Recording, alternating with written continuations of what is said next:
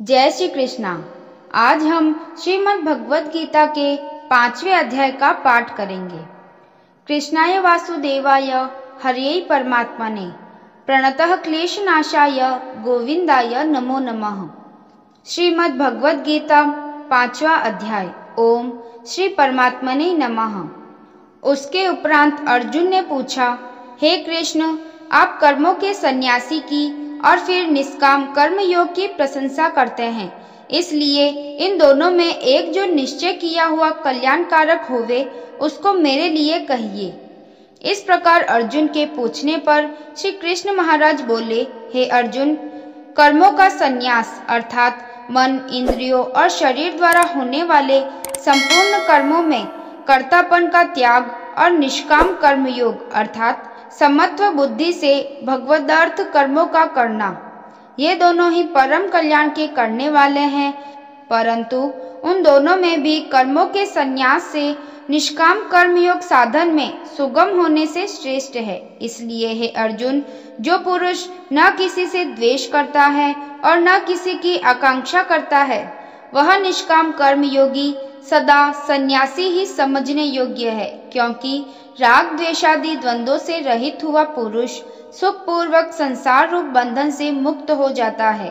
हे अर्जुन, ऊपर कहे हुए संन्यास और निष्काम कर्म योग को मूर्ख लोग अलग अलग फल वाले कहते हैं, न कि पंडित जन, क्योंकि दोनों में से एक में भी अच्छी प्रकार स्थित हुआ पुरुष दोनों के फल रूप परमात्मा को प्राप्त होता है।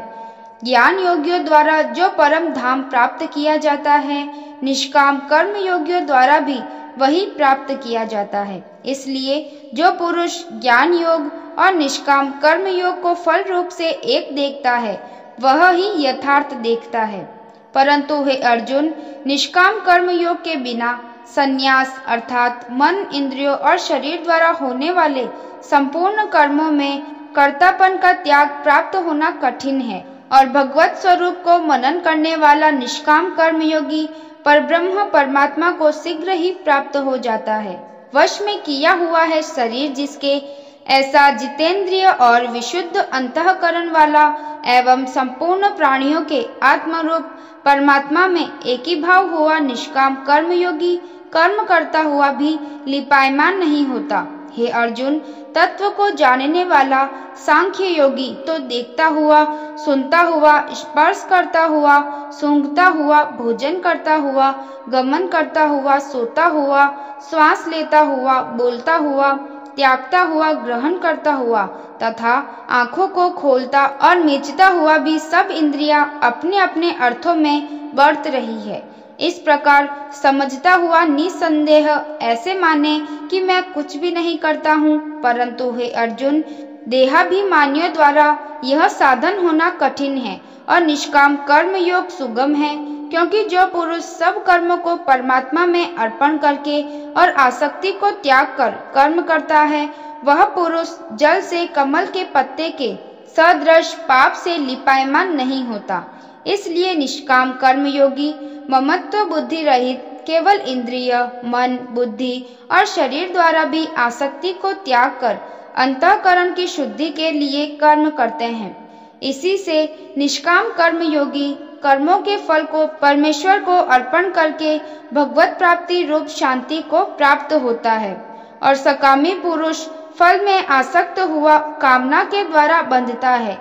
इसलिए निष्काम कर्म योग उत्तम है। हे अर्जुन, वश में है अंतःकरण जिसके, ऐसा सांख्य योग का आचरण करने वाला पुरुष तो निसंदेह न करता हुआ और न करवाता हुआ 9 द्वारों वाले शरीर रूप घर में सब कर्मों को मन से त्याग कर अर्थात इंद्रियों के अर्थों में बरतती है, ऐसा मानता हुआ आनंद पूर्वक सच्चिदानंद घन परमात्मा के स्वरूप में स्थित रहता है। परमेश्वर भी भूत प्राणियों के न कर्तापन को और न कर्मों को तथा न कर्मों के फल के संयोग को वास्तव में रचता है, किंतु परमात्मा के सकाश से प्रकृति ही बरतती है, अर्थात गुण ही गुणों में बरत रहे हैं। सर्वव्यापी परमात्मा न किसी के पाप कर्म को और न किसी के शुभ कर्म को भी ग्रहण करता है, किंतु माया के द्वारा ज्ञान ढका हुआ है। इससे सब जीव मोहित हो रहे हैं। परंतु जिनका वह अंतःकरण का अज्ञान आत्मज्ञान द्वारा नाश हो गया है, उनका वह ज्ञान सूर्य के सदृश उस सच्चिदानंद घन परमात्मा को प्रकाशता है, अर्थात परमात्मा के स्वरूप को साक्षात कराता है। हे अर्जुन, तद्रूप है बुद्धि जिनकी तथा तद्रूप है मन जिनका, और उस सच्चिदानंद घन परमात्मा में ही है निरंतर एक ही भाव से स्थिति जिनकी, ऐसे तत्परायण पुरुष ज्ञान के द्वारा पाप रहित हुए अपुनरावृत्ति को अर्थात परम गति को प्राप्त होते हैं।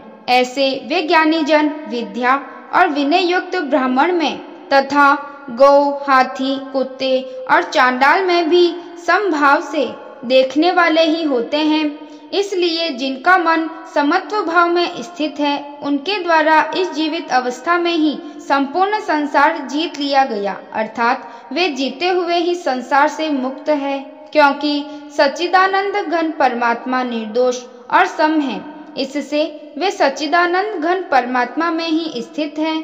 जो पुरुष प्रिय को अर्थात जिसको लोग प्रिय समझते हैं, उसको प्राप्त होकर हर्षित नहीं हो, और अप्रिय को अर्थात जिसको लोग अप्रिय समझते हैं, उसको प्राप्त होकर उद्वेगवान न हो, ऐसा स्थिर बुद्धि संशय रहित ब्रह्मवेता पुरुष सच्चिदानंद घन पर ब्रह्म परमात्मा में एक ही भाव से नित्य स्थित है।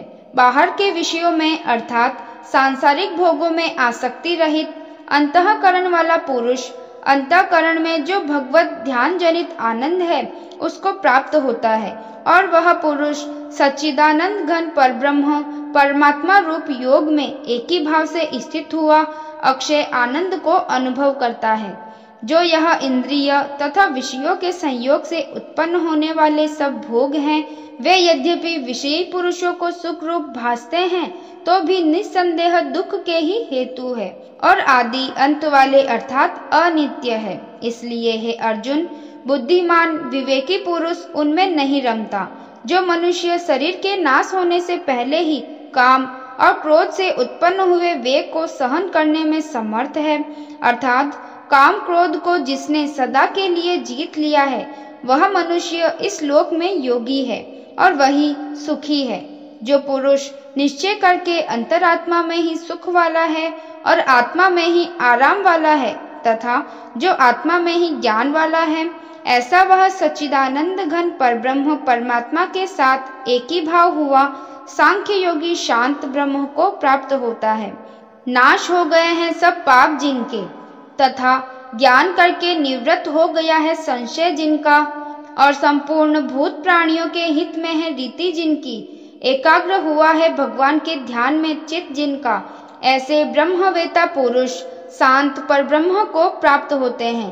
काम क्रोध से रहित जीते हुए चित्त वाले पर ब्रह्म परमात्मा का साक्षात किए हुए ज्ञानी पुरुषों के लिए सब ओर से शांत पर ब्रह्म परमात्मा ही प्राप्त है।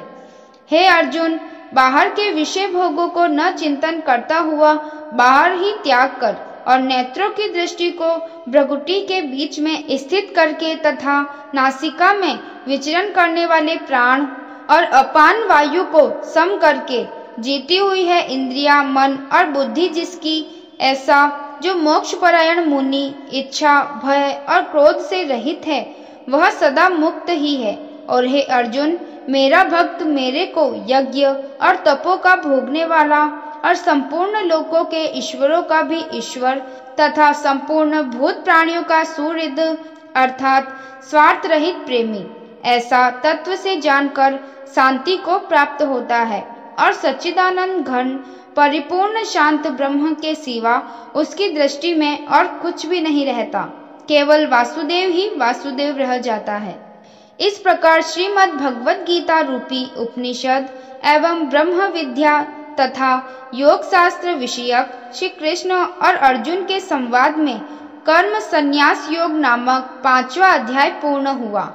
कृष्णाय वासुदेवाय हरये परमात्मने प्रणतः क्लेशनाशाय गोविंदाय नमो नमः। जय श्री कृष्ण।